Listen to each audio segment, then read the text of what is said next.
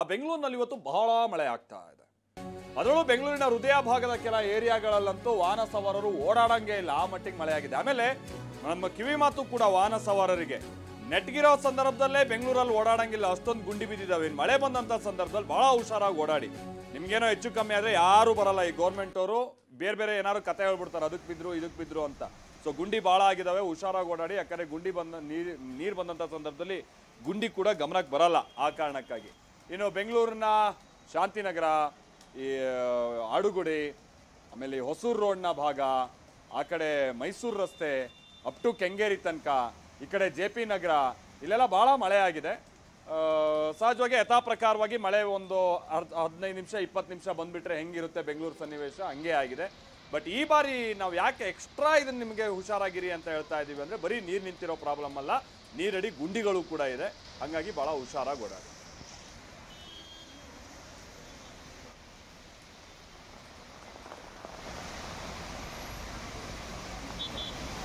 ಆಮೇಲೆ ಹತ್ತತ್ರ ಬೆಂಗಳೂರಿನಲ್ಲಿ ಈಗ ಮಳೆಗಾಲ ಮುಗಿತಾ ಬಂತು, ಆ ಸಂದರ್ಭದಲ್ಲಿ ಈಗಲೂ ಕೂಡ ನಿಮ್ಗೆ ಸಿಲ್ಟ್ ಎತ್ತುತ್ತಾ ಇದ್ದಾರೆ. ನೀವು ನೋಡ್ತಾ ಇರ್ತೀರ ಭಾಳಷ್ಟು ಕಡೆ.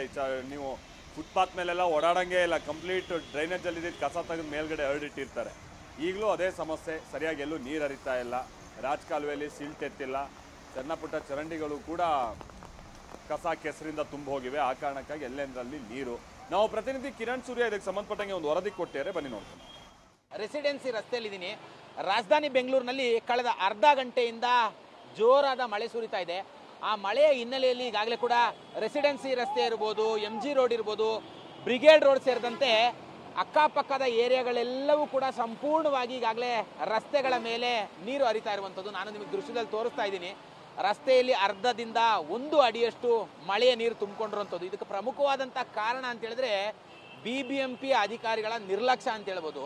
ಕಾರಣ ಅಂದರೆ BBMP ಅಧಿಕಾರಿಗಳು ಯುದ್ಧ ಕಾಲದಲ್ಲಿ ಶಸ್ತ್ರಾಭ್ಯಾಸ ಅನ್ನುವಂತೆ ಮಳೆಗಾಲದಲ್ಲಿ ಈ ಸಿಲ್ಟ್ಗಳನ್ನು ತೆಗೆಯುವಂಥದ್ದು, ಅಂದರೆ ಅಕ್ಕಪಕ್ಕದ ರಸ್ತೆಗಳೇನಿದೆ ರಸ್ತೆಯಲ್ಲಿರುವಂತಹ ಒಂದು ಚರಂಡಿಯನ್ನು ಕ್ಲೀನ್ ಮಾಡ್ಲಿಕ್ಕೆ ಮುಂದಾಗ್ತಾರೆ. ಅಂದರೆ ಬೇಸಿಗೆಗಾಲದಲ್ಲಿ ಈ ಒಂದು ಸಿಲ್ಟನ್ನು ತೆಗೆದಿದ್ರೆ ನೀರು ಸರಾಗವಾಗಿ ಹರಿದು ಹೋಗ್ತಿತ್ತು. ಆದರೆ ನೀರು ಹರಿದು ಹೋಗಲಿಕ್ಕೆ ಯಾವುದೇ ಥರವಾದಂಥ ವ್ಯವಸ್ಥೆ ಇಲ್ಲದ ಕಾರಣಕ್ಕಾಗಿ ಮಳೆಯ ನೀರು ಸಂಪೂರ್ಣವಾಗಿ ರೋಡ್ ಮೇಲೆ ನಿಂತ್ಕೊಂಡಿದೆ. ನೋಡಿ, ವಾಹನ ಸವಾರರು ಎಷ್ಟು ಸಂಕಷ್ಟವನ್ನು ಎದುರಿಸ್ತಿದ್ದಾರೆ ಅಂತ ಹೇಳಿದ್ರೆ ವಾಹನವನ್ನ ಚಲಾಯಿಸ್ಲಿಕ್ಕೆ ಕೂಡ ಆಗ್ತಾ ಇಲ್ಲ. ಈ ರಸ್ತೆ ಬದಿಯಲ್ಲಿ ಈಗಾಗಲೇ ಕೂಡ 3 ರಿಂದ 4 ಸ್ಕೂಟರ್ಗಳು ಕೆಟ್ಟು ನಿಂತಿರುವಂಥದ್ದು. ಸಾಮಾನ್ಯವಾಗಿ ಮಳೆ ಬಂದಂಥ ಸಂದರ್ಭದಲ್ಲಿ ಅರ್ಧ ಅಡಿಯಷ್ಟು ನೀರು ರಸ್ತೆ ಮೇಲೆ ಹರಿಯುತ್ತೆ. ನೀರು ಹರಿದಂಥ ಸಂದರ್ಭದಲ್ಲಿ ಸೈಲೆನ್ಸರ್ ಒಳಗಡೆ ನೀರು ಹೋಗಿ ವಾಹನಗಳು ಕೆಟ್ಟು ನಿಲ್ಲತ್ತೆ. ಬಿಲೀವ್ ಮಾಡೋಕ್ಕಾಗ್ತಾ ಇಲ್ಲ. ಅಲ್ಲಿ ಡ್ರೈನ್ ಇದೆ. ಆ್ಯಕ್ಚುಲಿ ನನ್ನ ಗಾಡಿ ಅಲ್ಲೇ ನಿಂತಿದ್ದೀನಿ, ಅಲ್ಲಿ ನಿಂತ್ಕೊಳ್ಳೋಕ್ಕಾಗ್ತಾ ಇಲ್ಲ. ಅಂದರೆ ಇಷ್ಟೊಂದು ಜಸ್ಟ್ 20 ಮಿನಿಟ್ಸಲ್ಲಿ ಇಷ್ಟೊಂದು ವಾಟರ್ ಲಾಗಿಂಗ್ ಆಗುತ್ತೆ ಅಂತ. ಅಂದರೆ ನೀರು ಹೋಗ್ಲಿಕ್ಕೆ ಯಾವುದೇ ಥರವಾದಂಥ ಇಲ್ಲಿ ವ್ಯವಸ್ಥೆ ಇಲ್ಲ. ಇದ್ದಿದ್ರೆ ಸರಿಯಾಗಿ ನೀರು ಹೋಗ್ತಿತ್ತು ಅಂತ ಅನ್ನಿಸ್ತಿಲ್ವಾ ಸರ್? ಸರ್, ಡೆಫಿನೆಟ್ಲಿ ನೀರು ಹೋಗೋದು ವ್ಯವಸ್ಥೆ ಮಾಡಬೇಕಿತ್ತು.